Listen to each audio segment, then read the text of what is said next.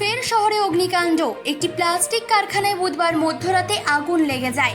দাহ্য পদার্থ থাকায় আগুন দ্রুত ছড়িয়ে পড়ে। কাকুরগাছের লোহাপট্টি এলাকায় ভয়াবহ অগ্নিকাণ্ড। ঘটনায় হতাহতের কোনো খবর নেই। জানা গিয়েছে রাত 1:30 নাগাদ লোহাপট্টির ওই প্লাস্টিক কারখানায় আগুন লাগতে দেখেন স্থানীয় বাসিন্দারা।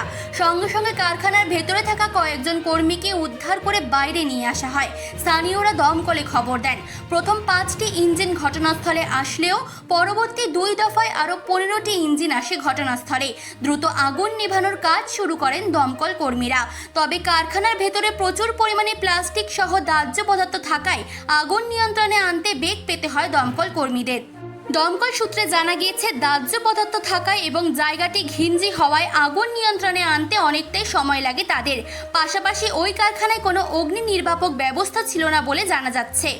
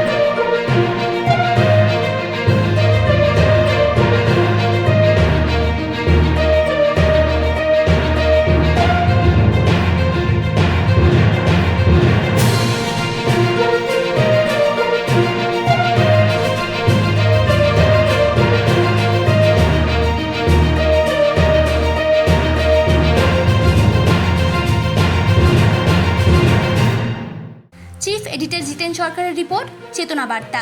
জেগে থাকে, জাগিয়ে রাখে।